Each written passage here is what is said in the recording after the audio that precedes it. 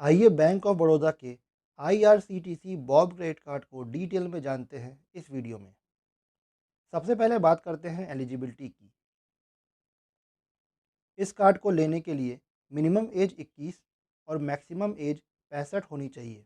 साथ ही अगर आप सैलरीड एम्प्लॉय हैं तो एनुअल इनकम 3,60,000 रुपये या उससे ज़्यादा होनी चाहिए, और सेल्फ एम्प्लॉयड के केस में आपकी एनुअल इनकम 4,80,000 रुपये या उससे ज़्यादा होनी चाहिए। आइए अब बात करते हैं क्रेडिट कार्ड के फीचर्स की।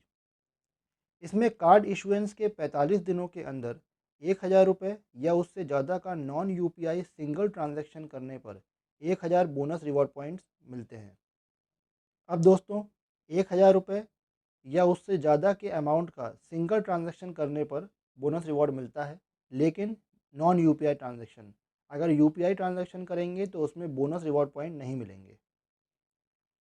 इस कार्ड में हर 100 रुपये की स्पेंडिंग करने पर 2 रिवॉर्ड पॉइंट्स मिलते हैं, जो एक स्टेटमेंट साइकिल में मैक्सिमम 1,000 रिवॉर्ड पॉइंट्स तक ही हो सकते हैं।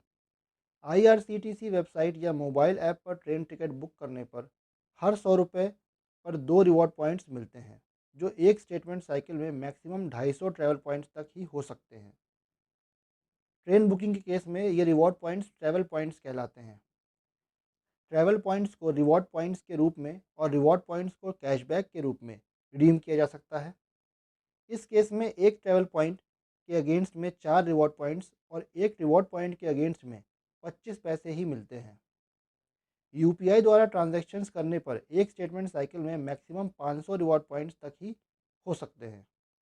मतलब आप कितने भी ट्रांजैक्शन कर लें यूपीआई से, मैक्सिमम 500 रिवॉर्ड पॉइंट्स ही मिलेंगे। इस कार्ड से फ्यूल परचेज़ करने पर अगर स्पेंडिंग 500 रुपये से 3,000 रुपये तक हुई है, तो ट्रांजैक्शन अमाउंट का 1% फ्यूल सरचार्ज में छूट मिलेगी, जो मैक्सिमम 100 रुपये तक हो सकती है पर स्टेटमेंट साइकिल।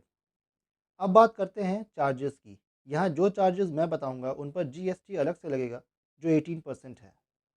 इस कार्ड को लेने के लिए 500 रुपये तक की ज्वाइनिंग फ़ीस देनी होगी, और दूसरे साल से 350 रुपये की एनुअल फ़ीस भी देनी होगी।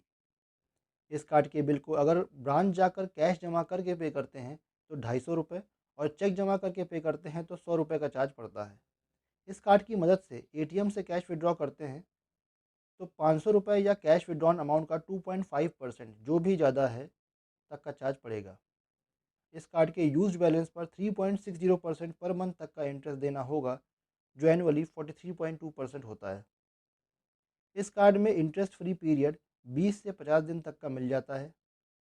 इसमें अगर बिल 100 रुपये या उससे कम का है और पेमेंट करने में लेट हो गया है तो कोई चार्ज नहीं कटेगा, लेकिन अगर बिल 100 रुपये से ज़्यादा का है तो 100 रुपये से 1,300 रुपये तक का लेट पेमेंट चार्ज कटता है, जो अलग अलग अमाउंट पर निर्भर करता है।